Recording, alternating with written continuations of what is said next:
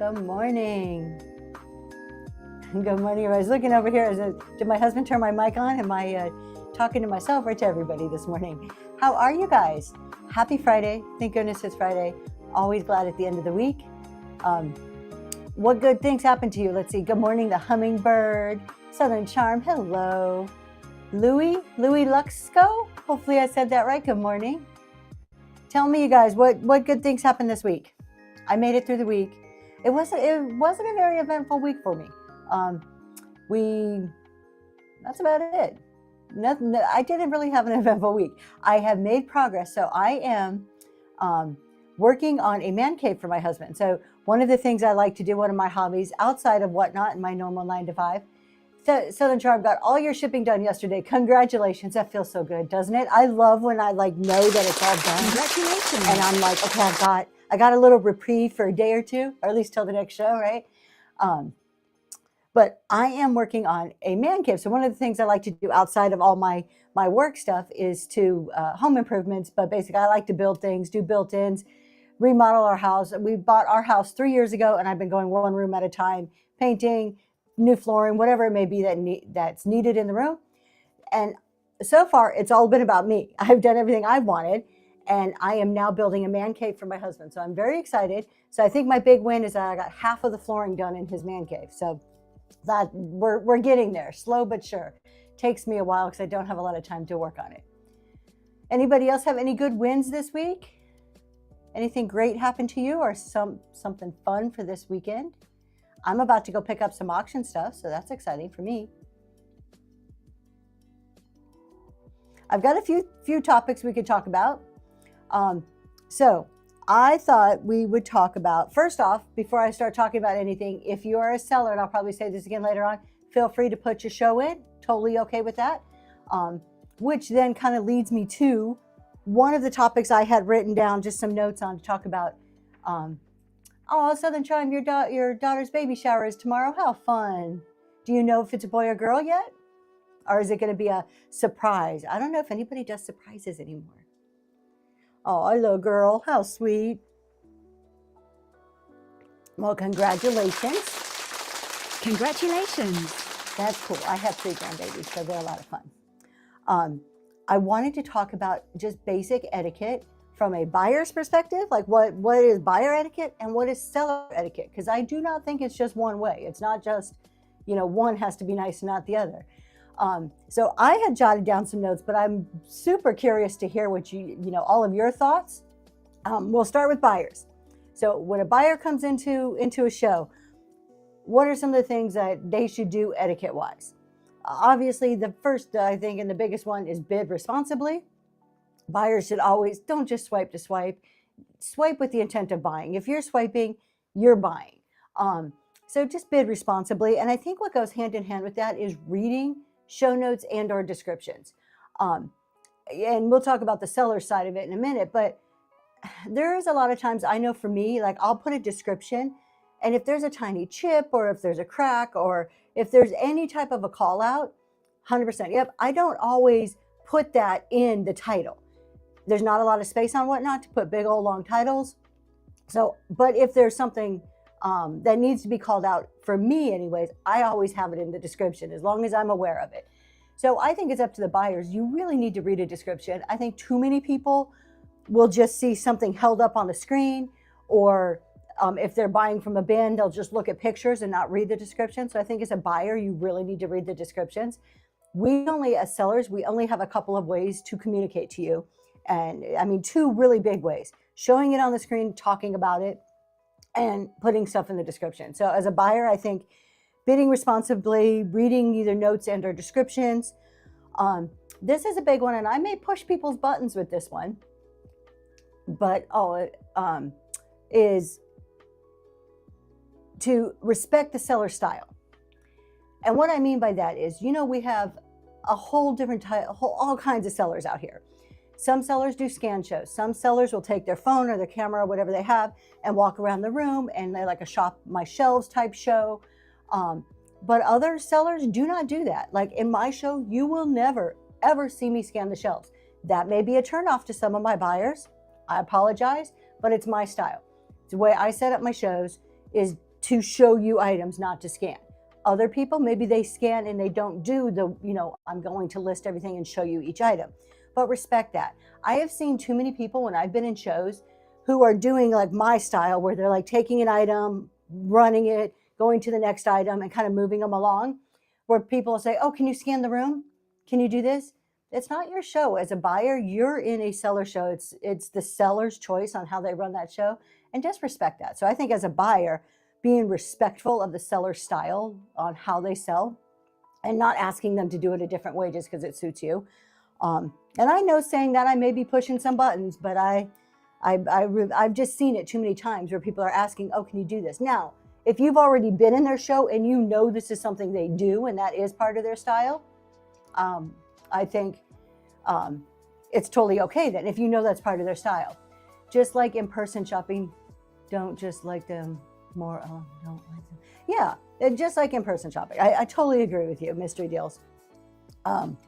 So let's see. Oh, here's a big one. And this one I don't think is a button pusher. I think most sellers will agree.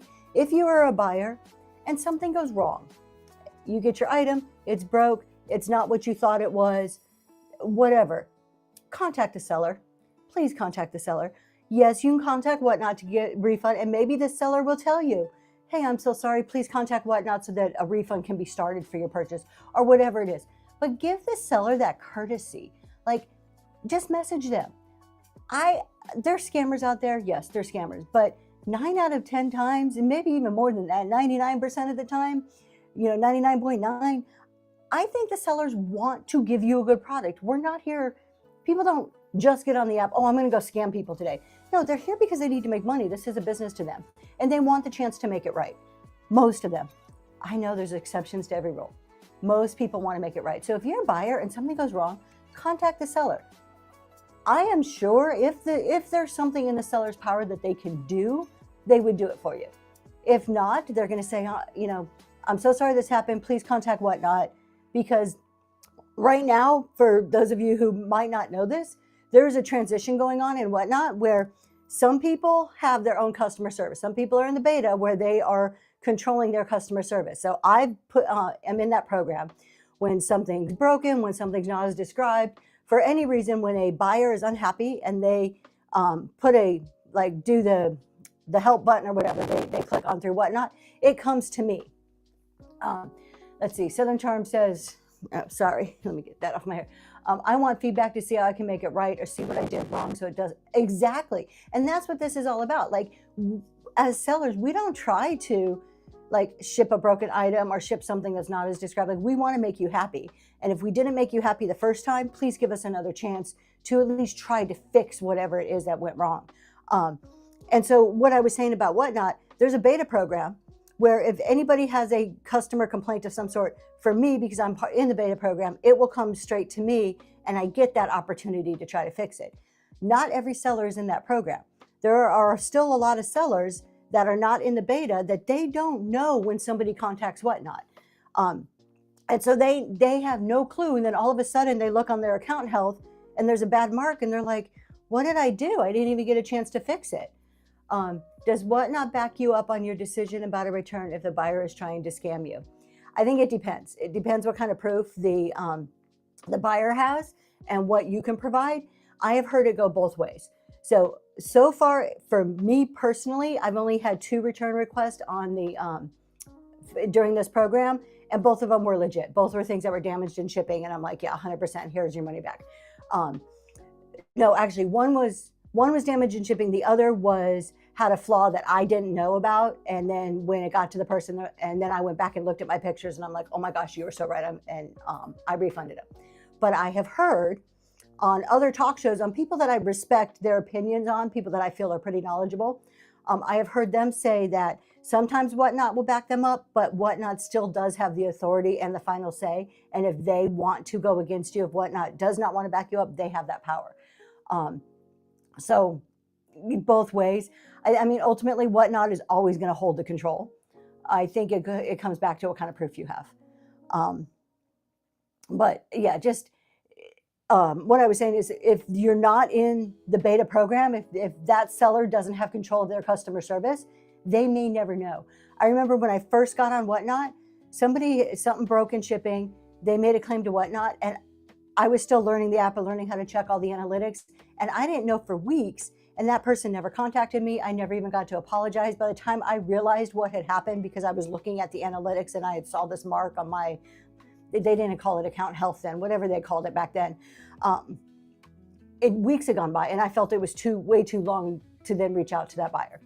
But most sellers want to make it right. Most sellers want to do the right thing, so contact them. Bringing up issues in the show. This goes back to what our mothers always told us. If you can't say something nice, don't say nothing at all.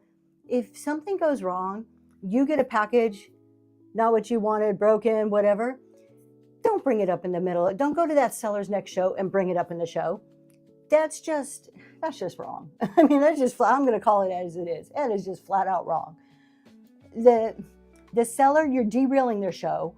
You're making them look bad in front of how many people. You don't know how many people are in that. I mean, you can see, but like, it's not just like right now it says 19 people in my room, but it's 19 people. Yeah, it's just me.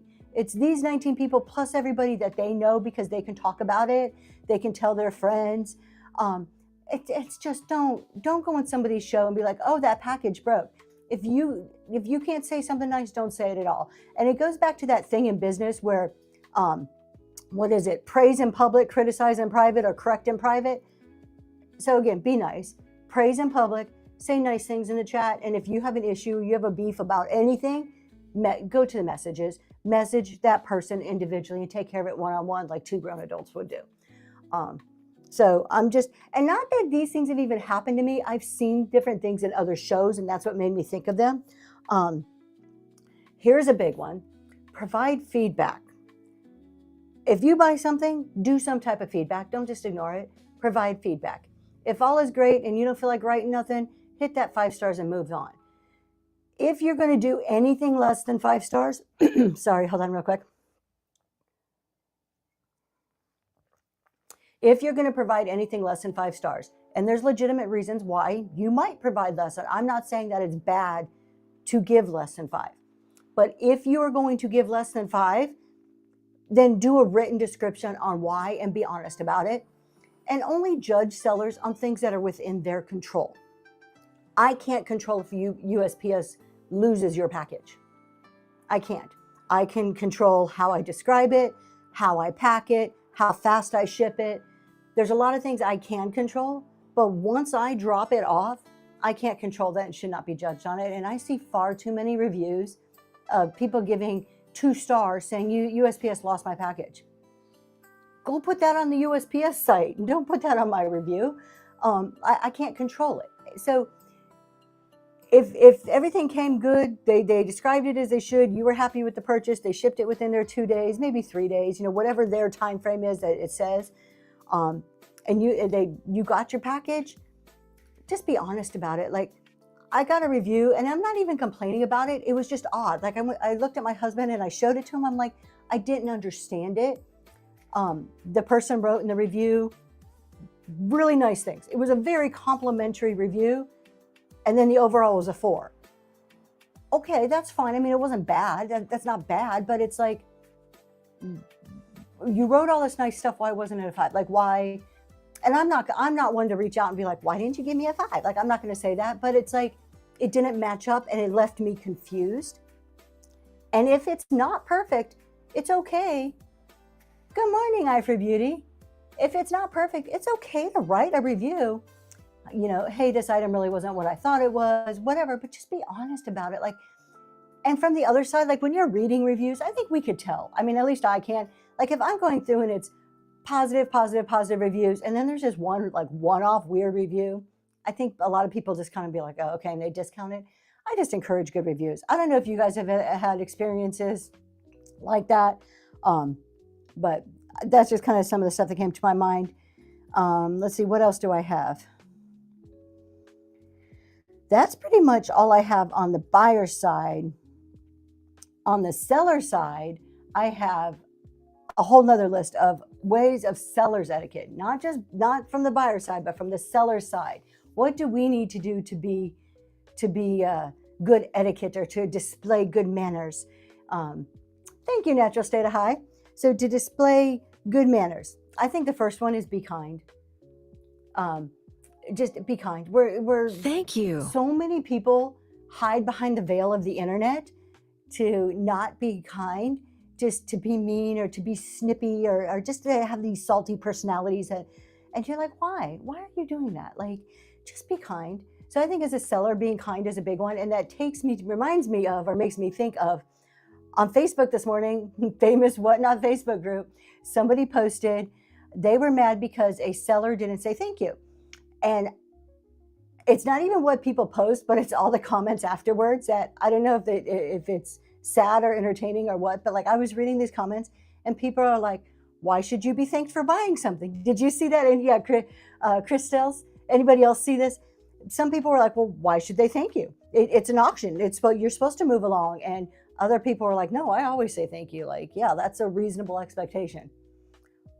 Personal opinion, I think it's very reasonable when somebody buys something from you during a show to acknowledge that in some way.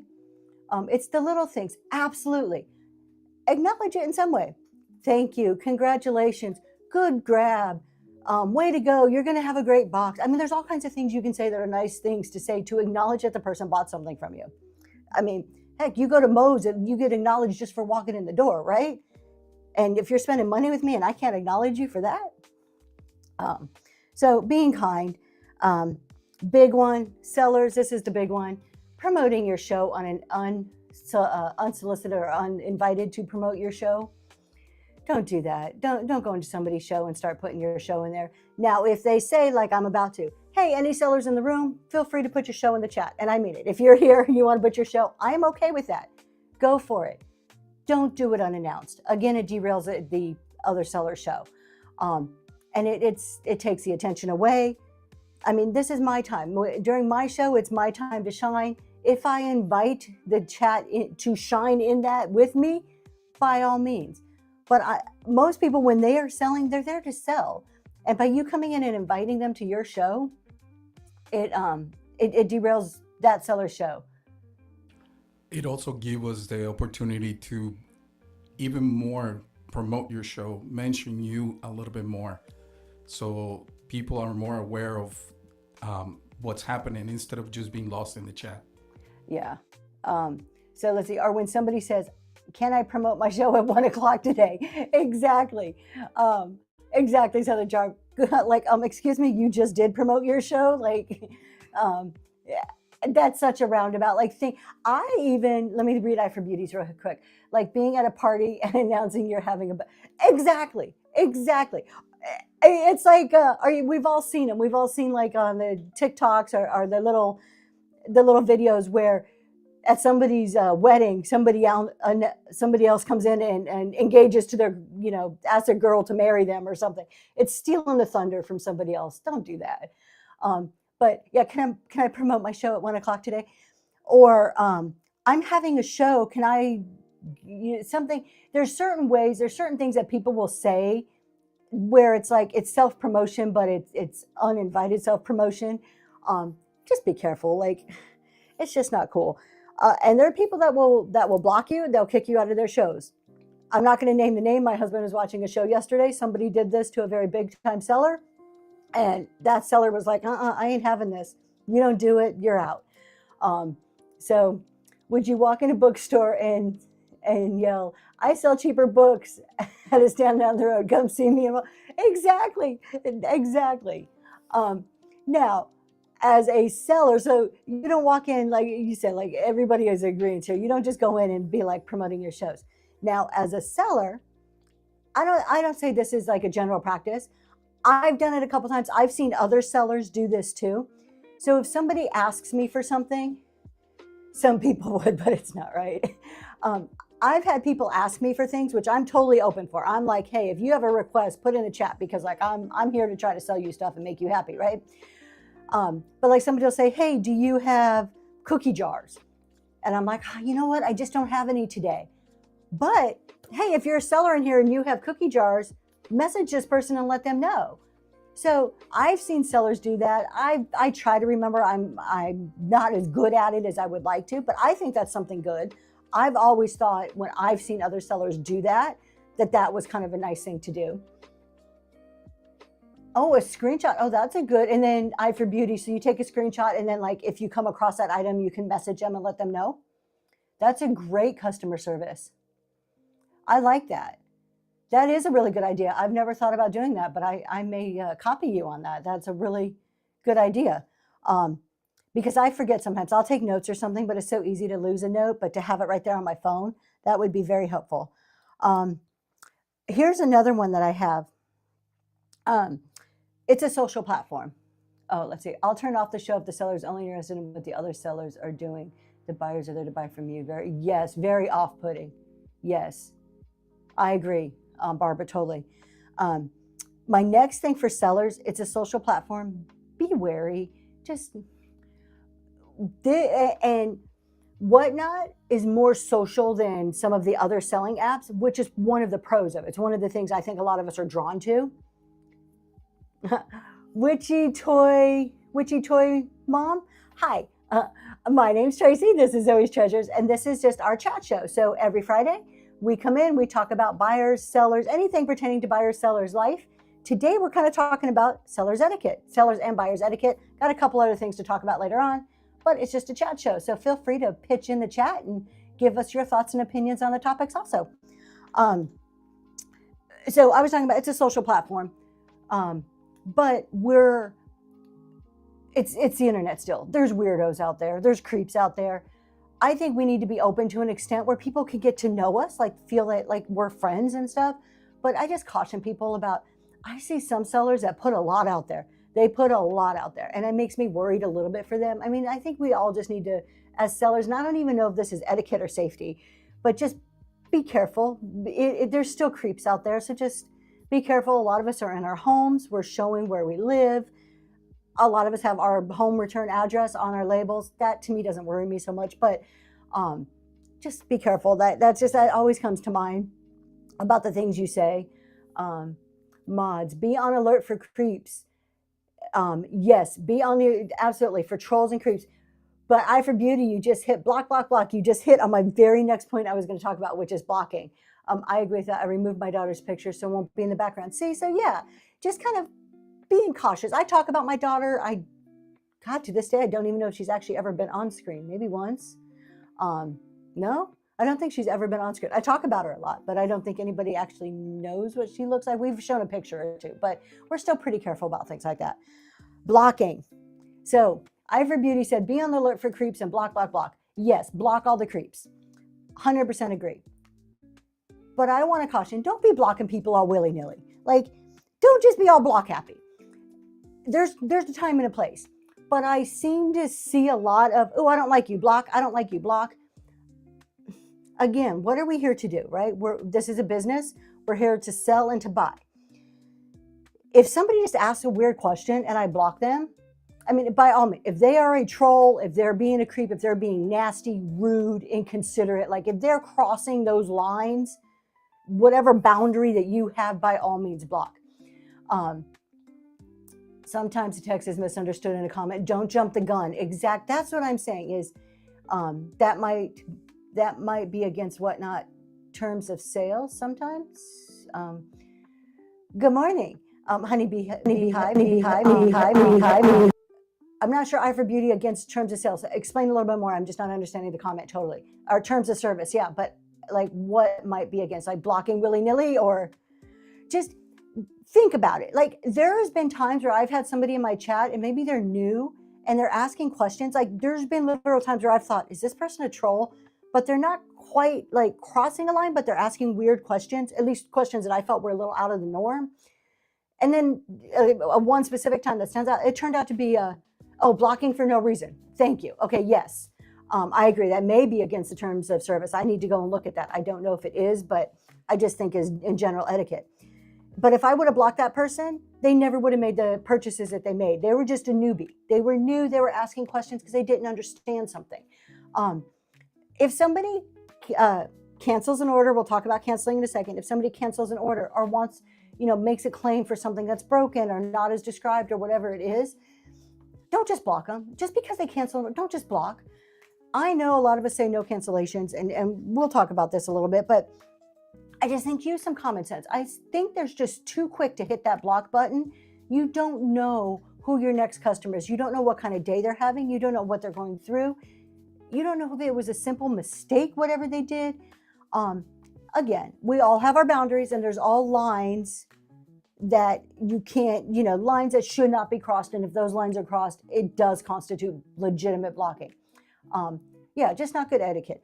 I think, we need to know what our boundaries are and follow those. I can honestly say I have only ever blocked one person in my whole whatnot time.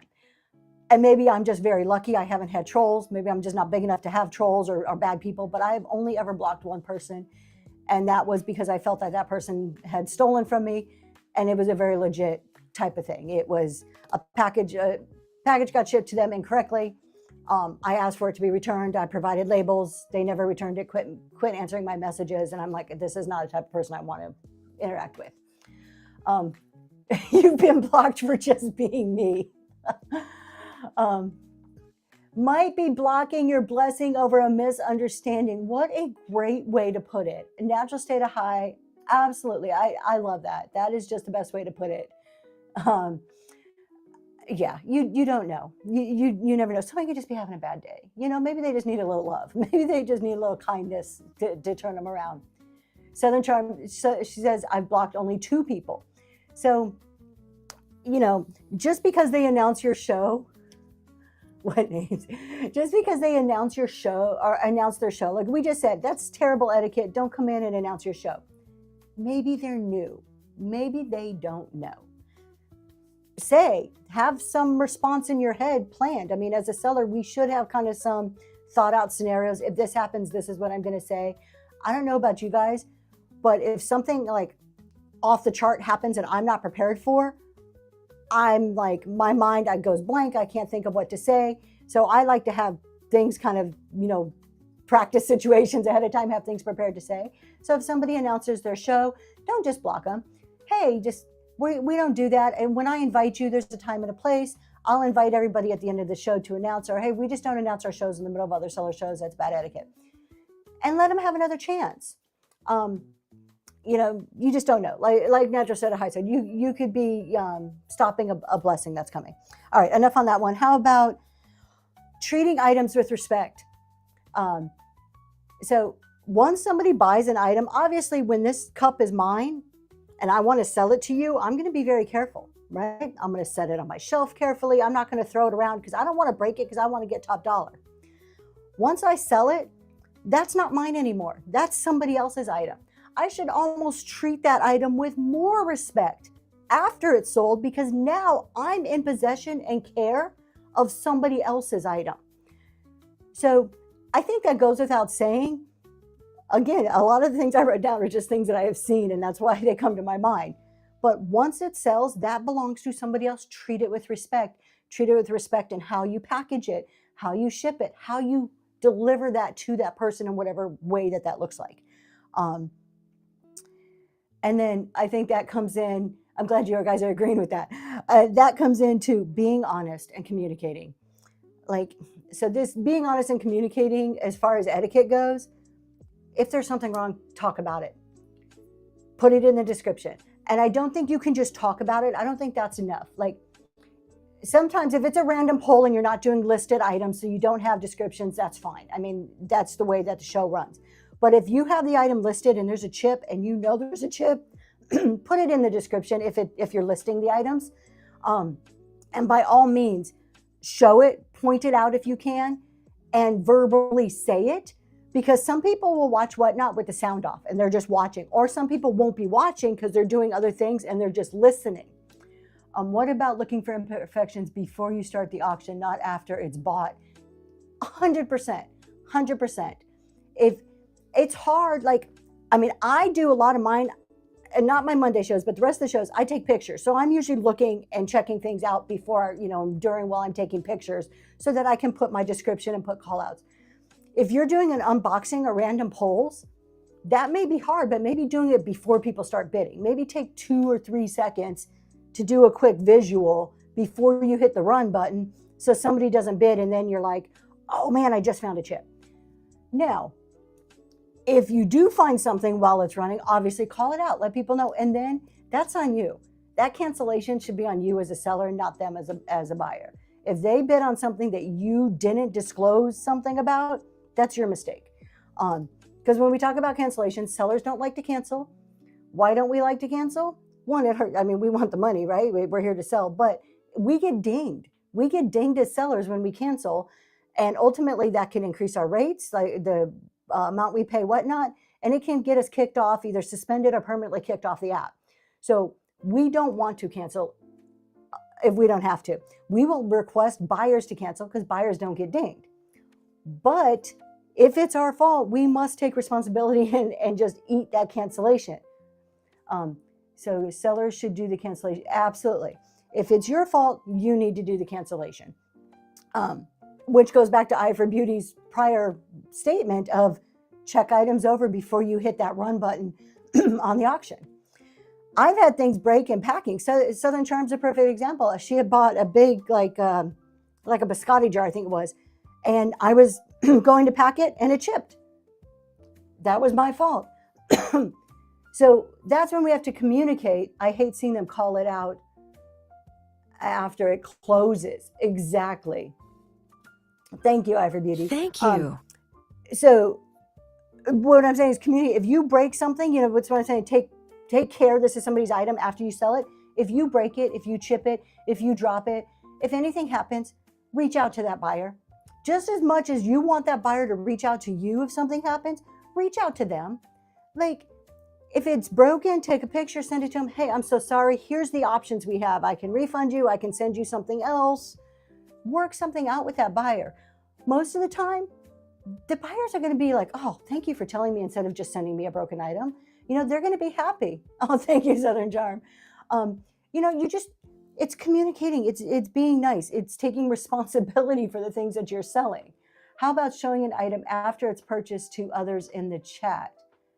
How about showing an item after it's purchased to others in the chat? Is that, like, if you've sold it, like, oh, like to resell it again? Absolutely not. Yeah, that's terrible. Now, I've done that in the sense of, like, if I'm selling multiples, like if I have 4 cups and I'm selling a set of 2 and they're all exactly identical and I've sold 2 and I'm like, hey, the other 2 are in the back room, but I'm going to show you these ones just sold, but they're exactly the same. I've done that before. But expand more, Eye for Beauty, about like when you've seen this in a bad way. How about showing an item after it's purchased to others in the chat? Yeah, tell me a little bit more. So just being honest, calling out your mistakes, communication and shipping, any issues. We want that respect from the buyers. We have to give our buyers that respect in return. If a buyer has something wrong and we want them to reach out to us, we need to do that. Just showing it if someone other than the buyer just showing it if someone other than the buyer requests. I mean, I don't think it's bad if the buyer requested, I mean, to show it and say, hey, yeah, look what a great item. You know, Eye for Beauty just bought this, but, you know, something like that. Oh, thank you so much, Bambi. I appreciate that. You just made my day. That is so sweet. I don't know, Eye for Beauty. I guess I don't see anything wrong with it if you're acknowledging that somebody already bought it and you're just like, this was a one of a kind. This was such a cool item. Check this out. I'm so happy for Eye for Beauty for buying this. You know, something like that. I don't see anything wrong. Now, if you're accidentally resell it, that's wrong. And I have accidentally resold an item. I am not going to lie about that. I had it in the bin, did not realize I had it in the bin, thought I had put it in my auction tab, went to auction it, couldn't see it. I'm like, what did I do? And of course, you're in the middle of the show and you're trying to watch the chat and you're doing this and you're doing that. And so I listed it as a random item, and somebody bought it as a random item. And then after the show, I'm going through the orders and I'm getting ready to pack, and I'm like, uh-oh, it was in my bin, and I put it as a random item. I mean, at that point, of course, communication. I had to contact whoever bought it first, got it, whoever bought it second. Hey, I had to message them. I screwed up, my fault. Try to make it right in some way. But I think honest mistakes happen. What I'm saying is sometimes someone requests to take a screenshot of someone else's purchase. Oh, I think that's kind of weird. Yeah, no, I would agree with that. I've never had somebody ask me to do that, but that is kind of weird. Like, why would somebody else want a screenshot of somebody else's purchase? Yeah, no, I agree with you on there. I would totally ask the buyer first in that case, because I just think that's odd. That's like weird. Unless it was such like a unique, like totally cool item that they wanted to see if they can find one on one of the other sites or something. Maybe, I don't know. Maybe they like to, yeah, look for it somewhere else. That's what I'm thinking. Um, but I agree too. I would ask. How about this one? Explicit language. I don't care if you cuss. I don't care what you say in your show. But if you're going to use explicit language, please make sure that button is clicked. Please, please, please. So many of us drive in cars with children and listen to Whatnot in the background, or have Whatnot going on in our homes with little children around. So if you are using explicit, just click the button. Let me know. Give me that choice on whether I want to hear that or not. You agree, Southern Charm? Yeah. I mean, I think dropping an occasional like, oh, damn, or something like that, I don't think is so bad. Now, maybe other people have a less tolerance for any type of language. But if you're going to really use them cuss words, just put that button on. You just don't know, who's out there. And as a parent, my kid's 14. She's probably heard a lot of it anyways. But still, sometimes I'm listening in, I don't want to say public locations, but, maybe at the hairdressers or something. Keep it out entirely. I agree. I try not to do that, but I think in our home, I gotta call out my husband here.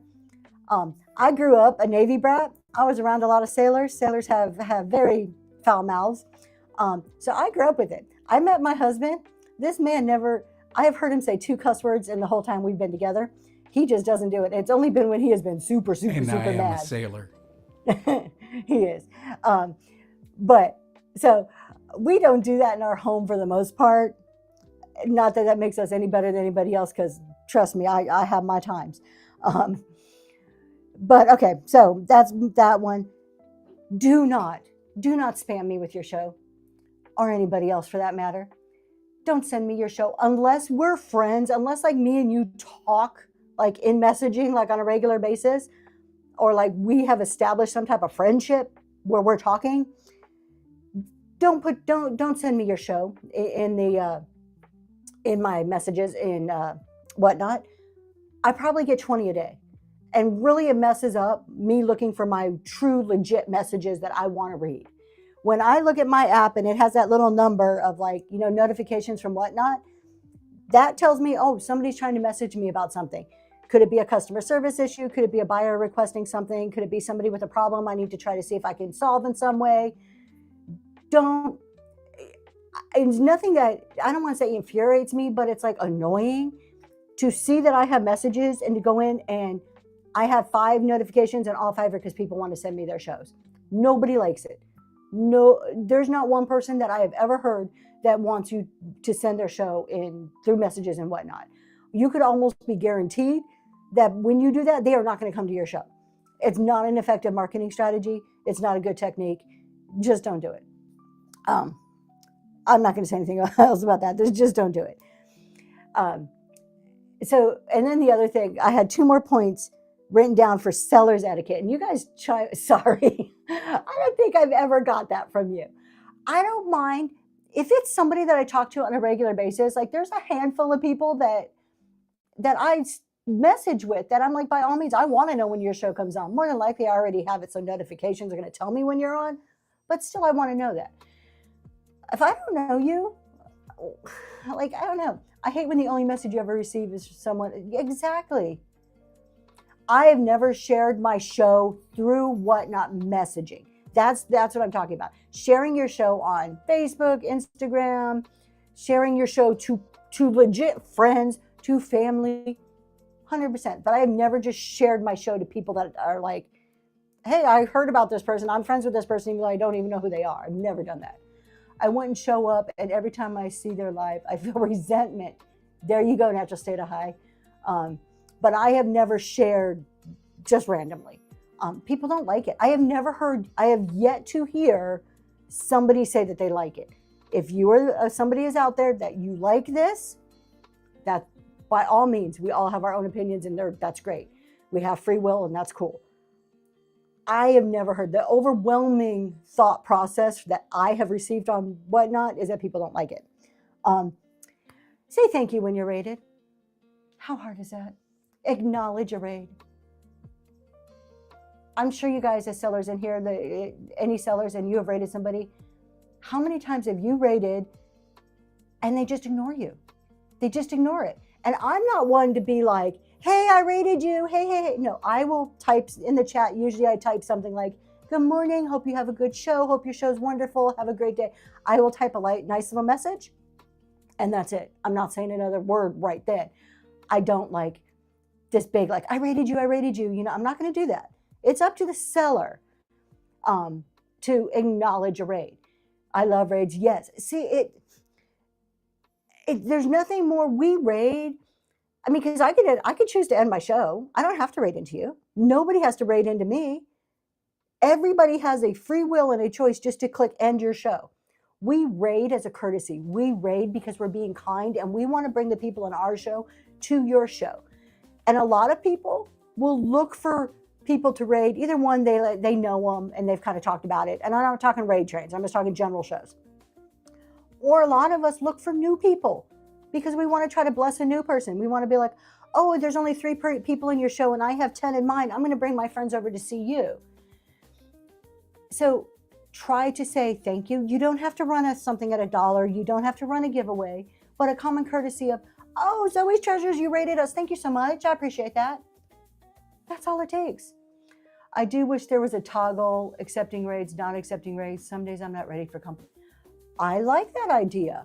That's actually a really good idea. Whatnot, take note. If you're listening, take note on this idea. That would be a good one. There are some shows, like there's certain shows that if you raid, like when did Battle of the Best or some of these very fast-paced shows, a raid is almost more distracting than it is a kindness. I mean, I'm still appreciative of it, but I think I would totally agree. But yeah. And then a lot of people say you need to run a giveaway or run something for $1.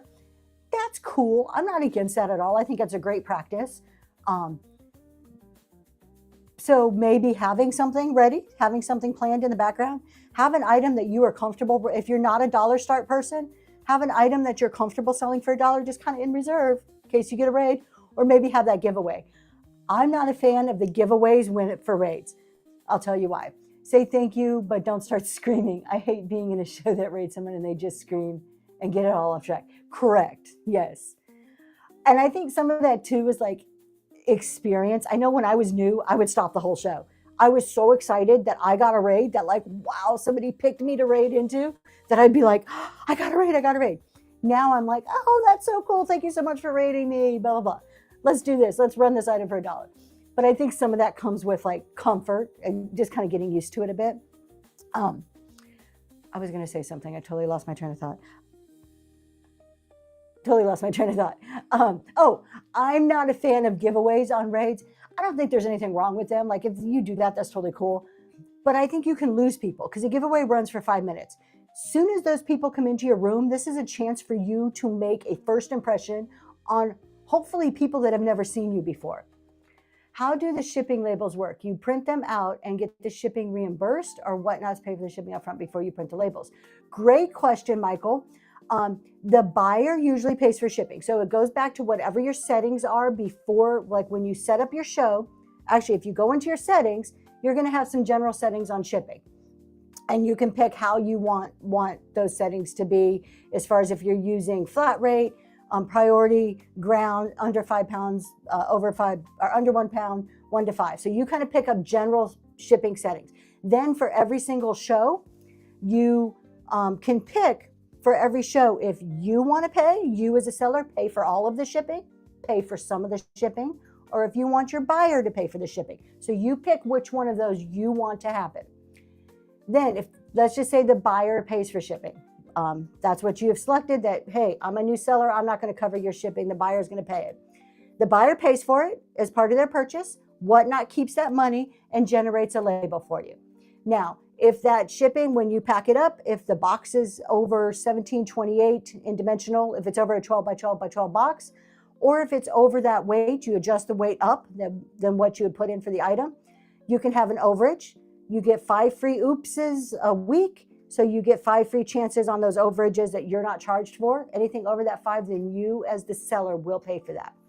That's all I'm going to say about shipping, because shipping is probably one of the most confusing or most asked questions on Whatnot. I recommend going, if you are new and have not done shipping, go to the Hodgepodge Place. She is on YouTube under that name. She's also a big seller on Whatnot. On her YouTube channel, she has over an hour show on shipping, and she explains all the ins and outs. It's a really informative YouTube shipping thing. Yes, Natural State of Hides, very seller specific. So check out Hodgepodge's shipping. And I missed some chat, so I'm going to go back.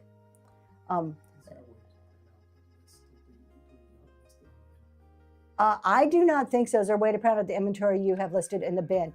Not that I am aware of. You can export it. I think you can export it. Pretty sure you can export. I don't have my computer in front of me, and it won't work on my phone. But not that I'm aware of, like, just printing. I would say I think there is an export button. Back to giveaways for raids. I do giveaways for raids. It showcases the raiding seller for sending them their people to me. I pull the good 15 seconds. So see, Eye for Beauty, I think you do it right then. When I talk about giveaways for raids and you have to wait 5 minutes, I mean, I guess you could be selling in the meantime. I just think it's like you have a quick chance to, like, impress people. So like if you're pulling it in 15 seconds and that's really fast, it's like, hey, thank you for coming. Here's a prize, like, right away. I like that. Shipping specific. Yes, Hodgepodge has some really good videos. So if you are new and you don't know shipping, also, who does shipping videos? Let me see. Velicor, help me out, you guys, if you know the name. Velicor something. What is the rest of her name? She does shipping talk shows, chat shows. Velicor Collective, I want to say. And there's somebody else out there. Hopefully I'll think of her name. There's another seller who just kind of came back, and she does really good shipping shows. If I remember her name, I'll type it in there. But yeah, shipping is difficult. So thanking when a raid, doing your giveaway, your dollar. Discount Hustlers. Okay, thank you, Natural State of Hide. Discount Hustlers has a good one. Chat shows. And then try watching your chat. That kind of goes back to the raid thing. Try to interact with your chat. Sometimes it's hard. If you're a brand new seller, it's probably a little bit easier because you don't have as many people in your room. Odds are. But try to watch your chat and interact. Thank you, Ivory Beauty. I find it difficult to watch the chat. One, I just have a hard time seeing. So here's some of the stuff you can do. We have a TV, so we're going to give you a little tour of our studio here in a minute. But I have a TV in front of me that makes my chat really big, and that's how I'm able to read the chat from, like, sitting here when I'm selling. So that's one of the things you can do to help you kind of keep an eye on your chat, is making sure that you can see it. Running it off the phone, I can never do the chat on my phone. I wouldn't be able to see it. It's too tiny for me. Have help, either a mod to help you or somebody else in the room to help you with the chat. Now, you'll hear my husband chime in every now and then, but he's sitting right over here, and we'll show you kind of our setup. He's sitting right over here, and if I miss something in the chat, he starts going like this. I see him saying, hey, you're missing something. So that's my clue to, like, scroll back and look. So those are my kind of, like, I think my two biggest hints on chat. You can also slow the chat down. So if you're a seller, in your chat, there's that little slash. And you can click on the slash, and there are commands. It's /slow, and it slows down that chat if your chat's going really, really fast. So you can do that too, and also kind of slow it down and give you a chance to keep up. But don't ignore it. Living Bliss Vintage also does a shipping show. Thank you, East Coast Eclectic. So there's another person you can, and all you got to do is go to their names and then look at their shows. And I guarantee you, if they're doing chat shows, they probably have a couple of them listed that you can bookmark. There's a ton of good chat shows that give a lot of information. Now, I say that, and please do this with me too. Take what you hear with a grain of salt. Make sure, apply your own intelligence, your own thoughts to what you hear, because a lot of what we're talking about is our opinions or other things that we have heard. So just because someone says that you can ship ground items in a priority box does not mean they are correct, because they are not. So we're not going to go into the whole thing about using priority wrong. Make sure that you're doing your own homework. But a lot of the people that got mentioned in the chat are really good, and those are ones that I've watched to myself, and I would definitely put some stock in what they say.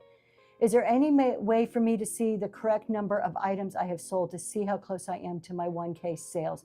The only way I know is the number, like when you go into your analytics, and it's always like lagging one show. So you would just have to add it on. I don't think it's exactly the up to date. I think it's like there's a lag of like a show. It's frustrating when you ask a question and the seller mentions in the comments before and after yours, but not yours. Yes, it is. And if I did that to you, I do apologize. I am so sorry. It is. So like as a seller, just try the best you can to pay attention. And you know what? If you're having a hard time, this goes back to communicate. Hey, you guys, I'm by myself today and I'm really trying to keep up with the chat. But sometimes if I'm over here trying to grab an item, I don't see the chat. If I miss it, please put it back in there. Communicate. Your buyers will be like, oh, okay, they just didn't see it. I'll type it again. Especially when it's clear that other people are their friends. Yes, it's somewhere deeper in your analytics. So natural state of high, it's in there deeper in the analytics. Do you know where? It's hard to, keeping up with an active chat, it's difficult. But again, there's some ways that we can do. Get help, have a bigger screen so you can see it. Oh, thank you. I'm glad it's not me because I'm really trying not to do that. Yeah, I've been in those shows too where the seller is like obviously has certain friends. That's great that you have friends. Like there's certain people here, like Natural State of High, Southern Charm, Eye for Beauty, that have been in so many of my shows that I'm like have this kind of banter and talk to. And that doesn't mean that we're ignoring anybody else. It just takes a little bit to, the more you see a name, this is branding, right? The more you see a name, the more familiar you become with that person or that name or that thing. Same thing with your logo. Everything I do goes back to branding. The more people see your name, the more familiar. And then when they're scrolling, they see your name again. They're like, they have some warm and fuzzy because they've seen your name 20 times. So it automatically, good morning, 9 Dimes. It automatically gives them that warm and fuzzy and they'll go into your show because they saw your logo. Thank you, Southern Charm. Branding's a big deal. Like I am all about the branding.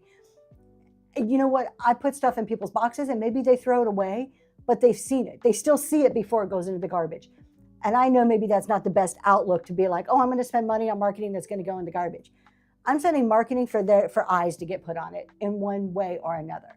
All right. So we talked a ton about our buyer-seller etiquette.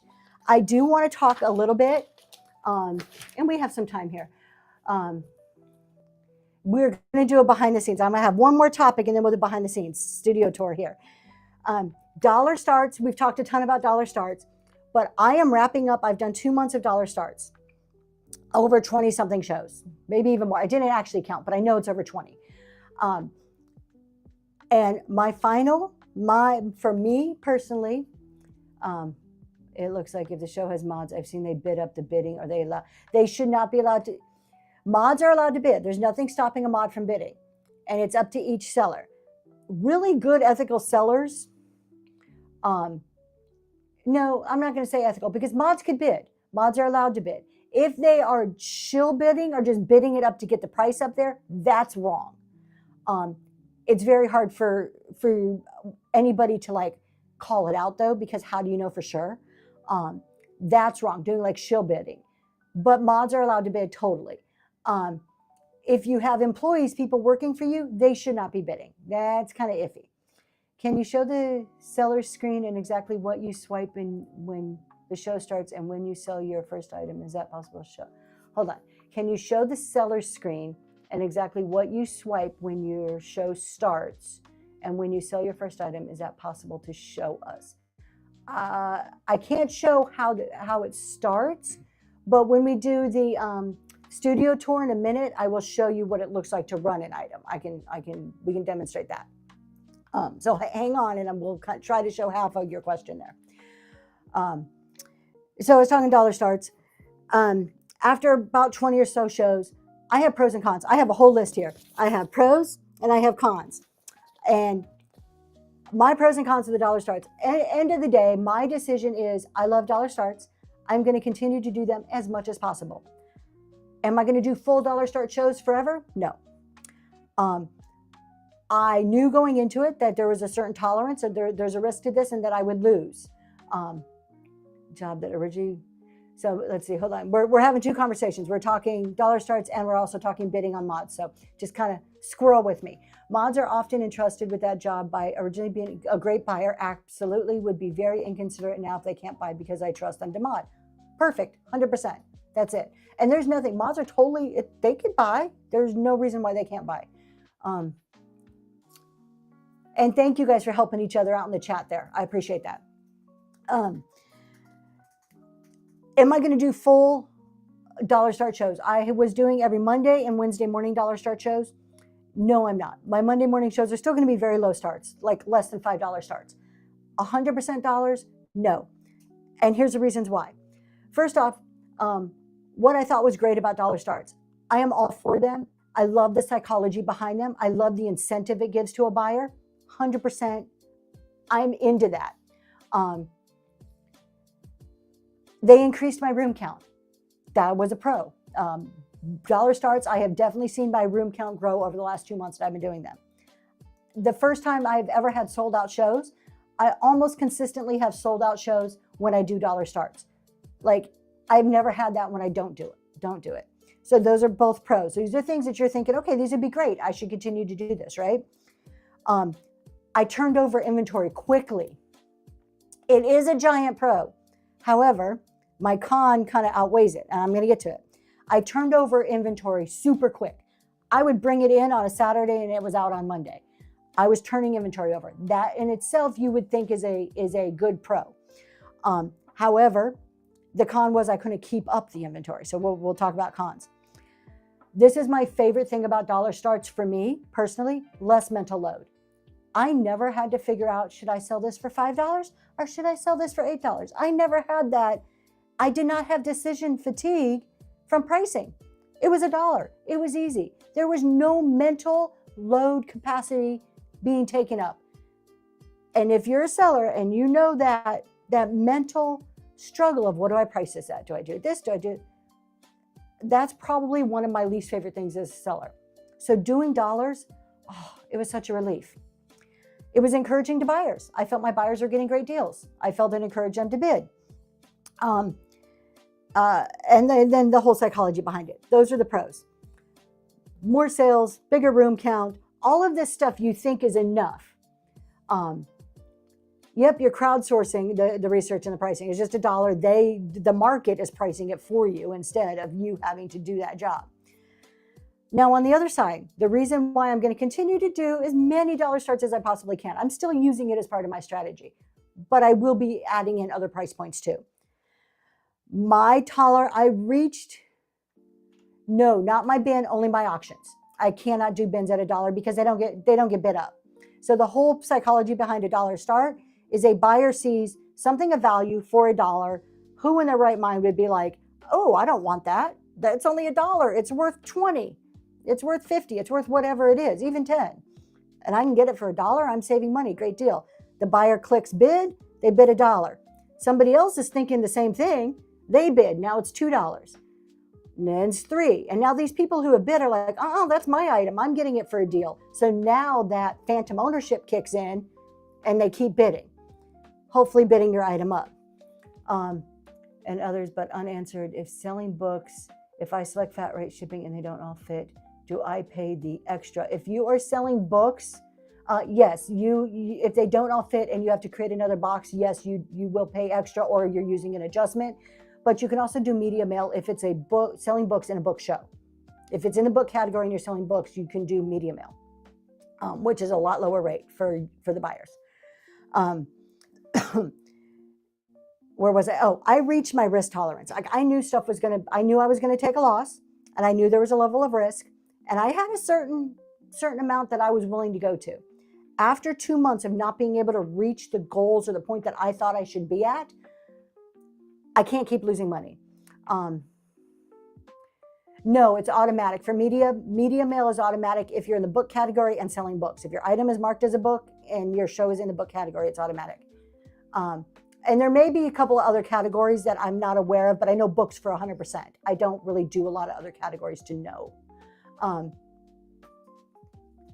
Didn't, oh.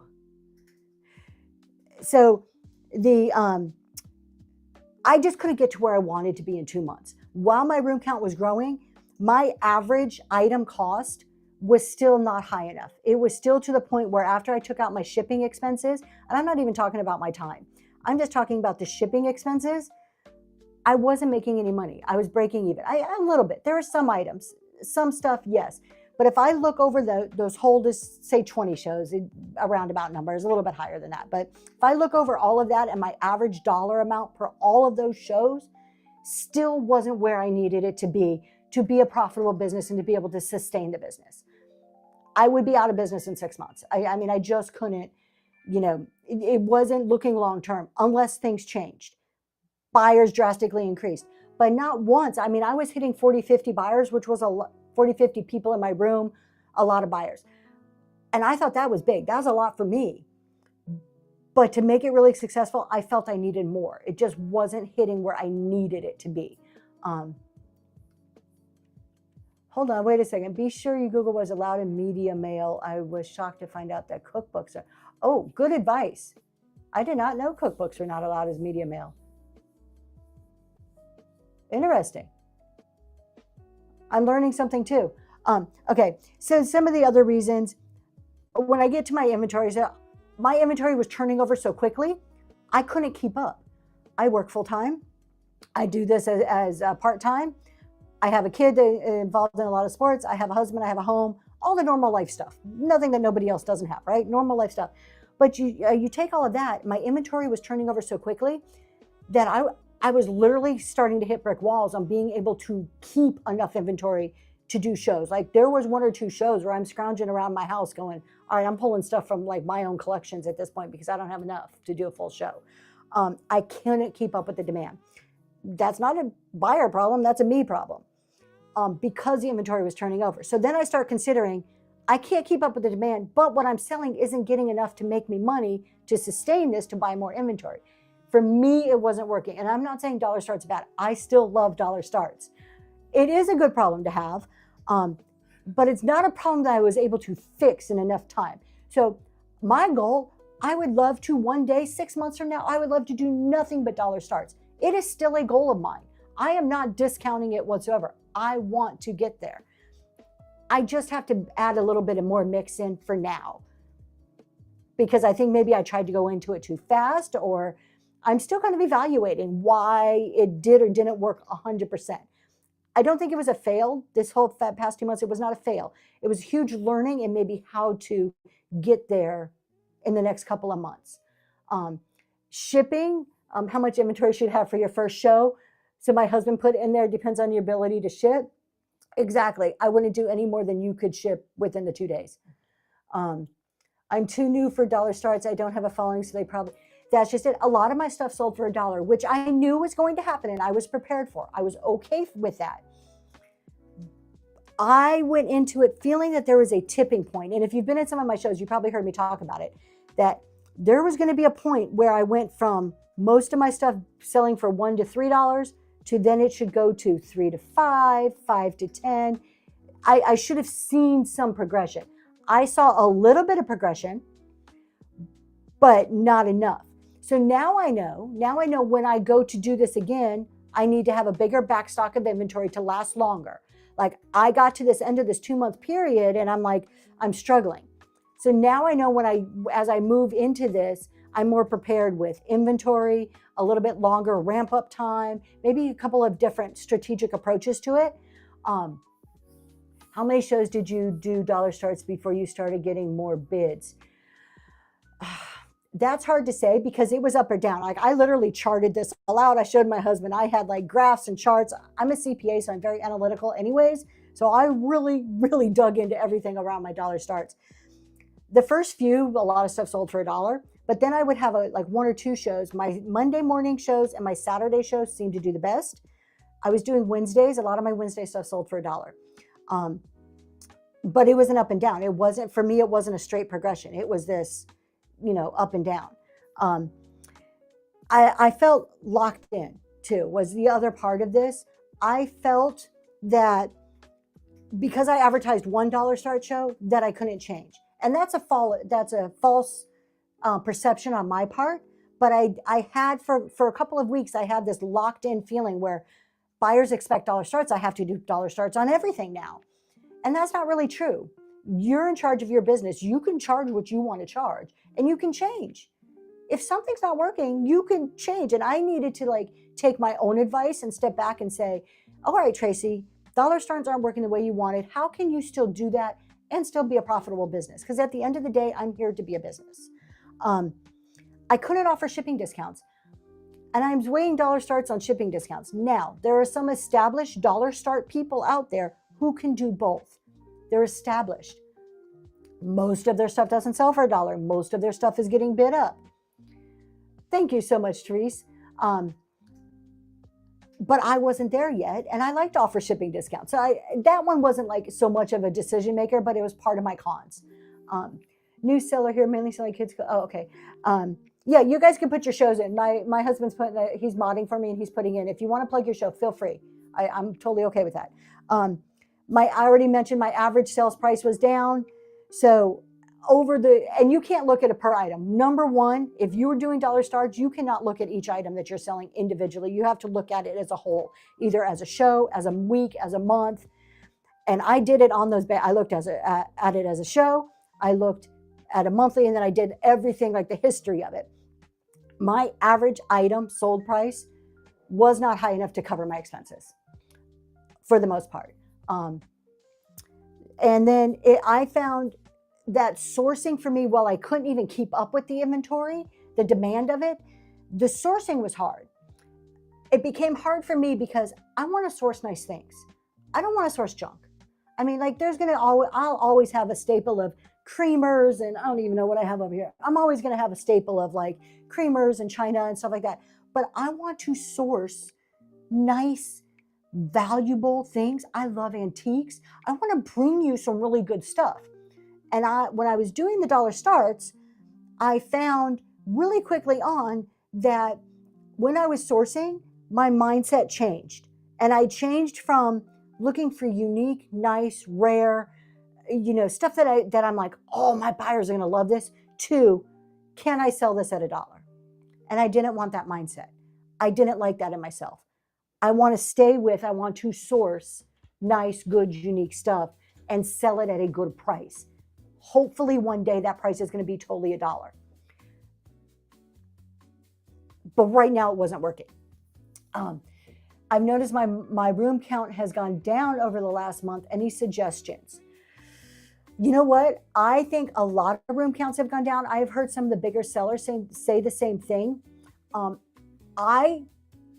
My thought on it is that Whatnot is pushing the new seller shows so much. Yes, that's my husband. We're going to show you how he does it in just a minute. If I ever stop yapping, we'll do a studio tour. I think Whatnot is pushing the new sellers. One, I think there's a ton of new sellers coming to Whatnot. So that's going to disperse the buyers a little bit. That's okay. Competition is good. Competition can be a good thing for us. That I don't feel is a negative, but there's only so many buyers, right? And if you have 30 shows and there's only so many buyers to go around, or even viewers, watchers, people in your room. Whatnot also pushes the new shows so much that I think it's kind of drawing from some of the existing sellers. It'll even out. Think of how many people, it's summertime. I don't know. I don't believe in seasonal, unless you're talking like specific items, like Easter stuff doesn't really sell around Christmas. But other than that, I believe the up and down, I think it all evens out, especially depending on what you sell. What I was going to say is that I think Whatnot's pushing the show so much, but I think it will even out. Think about how many sellers, if you've been on here for more than a year, think back to somebody that you liked to watch a year ago, or a couple of people. I can guarantee you there could be 2 or 3 of those people that are no longer on the app.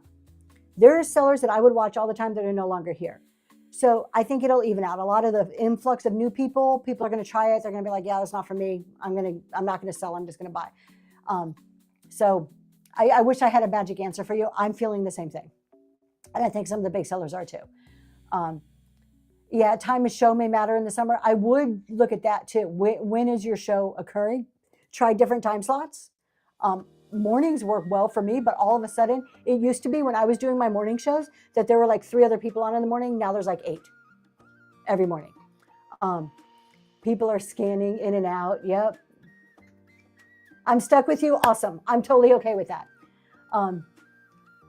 9 dimes. Found that sudden death instantly boosted my room count.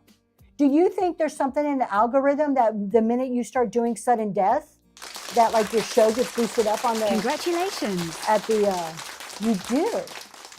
I don't think I've ever done sudden death, but I would love to test that out and see. I've learned Wednesday evenings is not great because people go to church. It could be. Yeah, very, very well. It could be. I'm sorry, I'm reading the chat. Sudden death can be funny. I don't think I've ever done sudden death. If I have, it's probably been an accident. No, my husband's saying I never have. I'm curious. I want to try it now just to watch my room count. Those are the type of things that I'm like, let's see. All right, sudden death experiment. We're going to try it over the next couple of weeks, and we're going to report on it. 9 dimes, please send me a message if you don't come back to the show, if you can't make it. At least let me know, like, any more info on that. Like, if you see it consistently, or anybody else. I would love to, like, do this experiment and see if it happens. All right. That was my whole thing on Dollar Start. So just to say, there's pros and cons. I would love to get to it. I'm having to readjust my strategy a bit just to get my feet back underneath me and to actually make enough money to keep buying nice inventory. We're going to do a studio tour here. My husband is going to talk a little bit about how he does the graphics. But before I do that, I have a new seller raid train, June 25th from 6 p.m. to 8 p.m. Eastern time. I have 2 spots left. They're 20-minute spots. If you are a new seller defined by less than 1,000 sales. If you're a new seller or have a friend that's a new seller, please send them my way and I will send them to sign up. When you do your random polls, do you do it under a certain weight? I do not, Southern Charm. So that one I kind of average, and it does sometimes end up costing me a little bit on shipping, but I feel that it's okay because I get enough buyers for that. I do all of my random polls at either, the 14 to 15 ounce or 1 pound. Most often I have it set at 1 pound. Now, am I selling a creamer that maybe actual weight of that creamer is 11 ounces? By the time I wrap it up, it's going to hit a pound. It's going to be very, very rare. Like, I think out of 100 sales, maybe 3 would have hit less than that 1 pound mark. So I do mine at 1 pound. But now, I mean, you've been in my shows. I've sold some big stuff and it's only been at the 1 pound rate. So if it comes in under 5, I'm still okay. If it comes in over 5, I just pay for the rest of it. I just find it easier because I don't message you. Yes, June 25th for the new seller raid train. I'm going to do them every month, the last Wednesday of the month. So if you can't do this month, you can do next. We're just trying to keep it to people less than 1,000 sales. If you sign up and hit the 1,000, I'm not going to kick you out. Oh, thank you. Australia. That's so cool. Thank you. Thanks so much. Okay, let's do a quick studio tour. My husband's going to talk to you a little bit, and then we're going to go raid. I saw Natural State of High started a little bit ago. So we're going to go raid Natural State of High. How can it message me? That's fine. Message me, David. And just as long as I have your name, I'll follow up with you guys sometime today with the sign up. All right, we're going to switch over. He's going to show you the studio here. Take it away, honey. All right. So stay put for a minute. So I'm going to show you a couple of things that can be done or that we are able to do. So, and then I'm going to take you on the tour. So I'm going to come in, and this is going to be our 2-person chat. So you can see my wife on that end and you can see me on this end. I'm going to interrupt him for a second. Oh, volume. You can't hear you very well. Oh, give me 1 second. So our split screen here, this is not split screen. This is one that my husband has figured out how to do. Our hope is to, on some of these talk shows, to bring in other sellers so we can do not co-hosting because this isn't co-hosting, but to bring in other sellers so we can just have a little more variation in our talk shows and highlight some people. So Can you hear me better? I hope the sound is a little bit better. So this is the split screen that we have. Are you using software Okay, they can so access? this is what I wanted to talk about. So a lot of people are talking about OBS, and that's the consensus of everybody using to be able to run different things. It is possible. It is very different the way we run things. I consider it to be a little bit more of an issue because OBS, in order for OBS to run the things that we do, we would need a very powerful computer to be able to do everything. So what I do, and let me show you a little bit.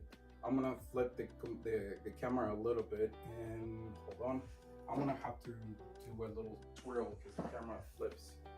So right there, you can see I have a sound console. That's where everything comes in, and then we have 1, 2, and 3 switchers. Those 3 video switchers allow me to do a lot of things. So let me just flip this a little bit so we can do this and you can see it better. They're still seeing me. They don't There want it to see is. me. There you go. So we got a video switcher here, and all the cameras are fed into the video switcher, and that's how I am capturing all the video. And then this little thing right here, this black box, this is what gathers all the information and sends it into the computer for me to broadcast. We also have this little black box that plays the graphics, and we also have this one right here, which is recording our show for any issues that we might encounter. Yes, it is on YouTube. You can go back and review it later. Yes. So I run a computer here for the music.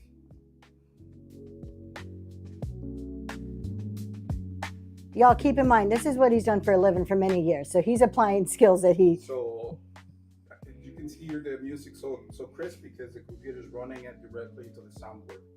All right, I'm gonna switch back over here, and then here I'll run something else on my iPad, and then we have another computer here running a software that allows me to run some of the stuff that you see like this.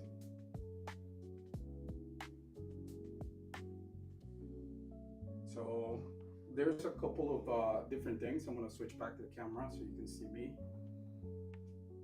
and I'm gonna put it right here.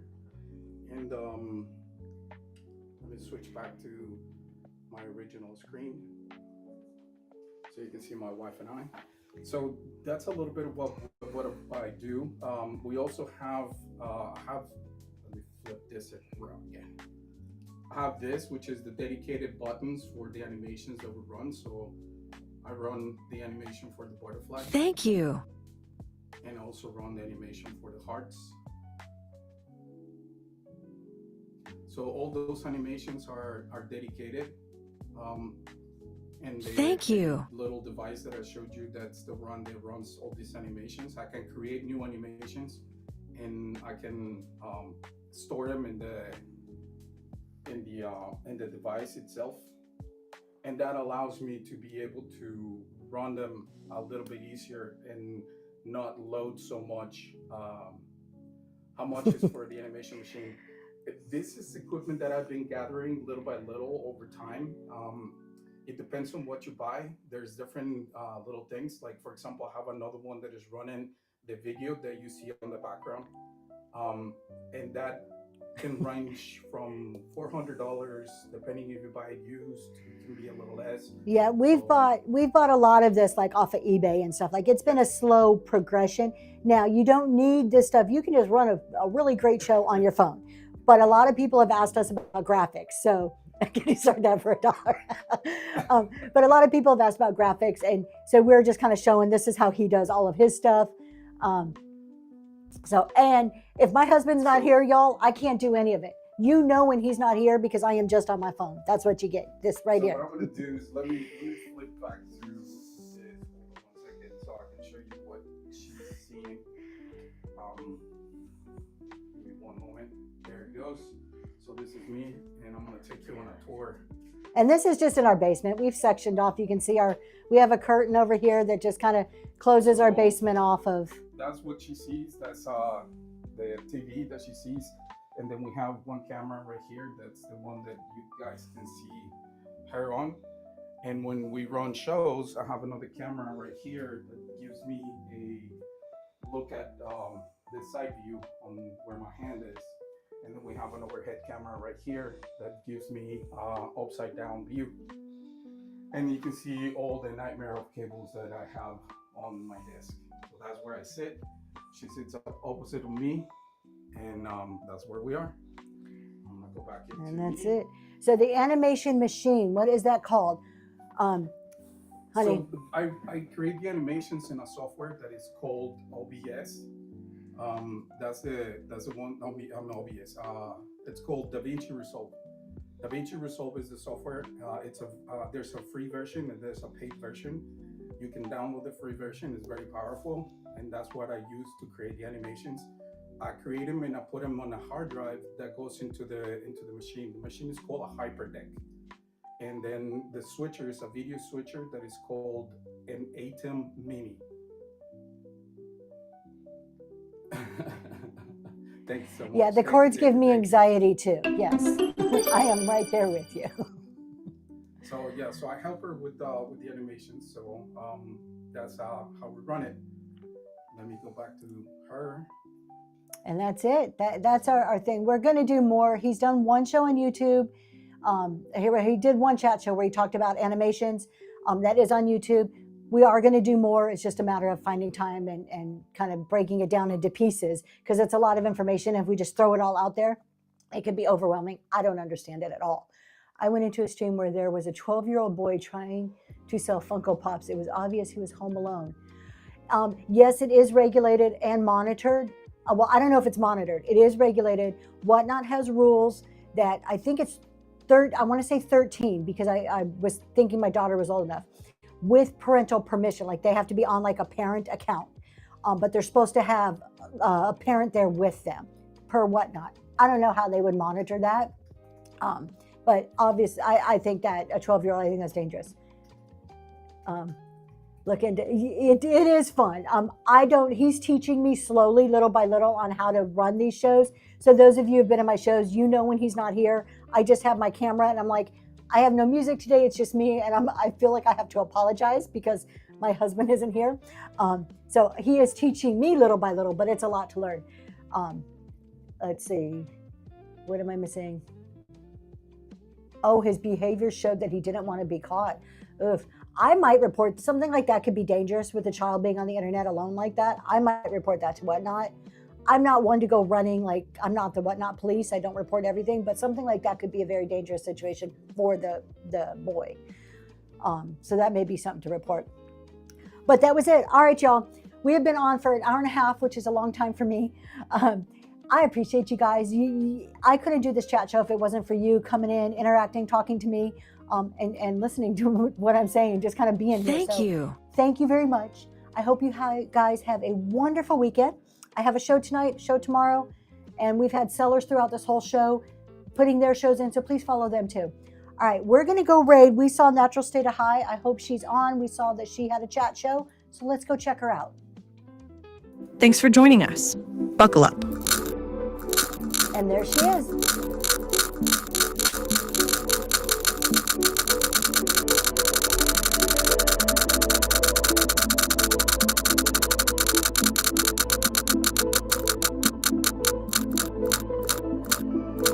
See you next time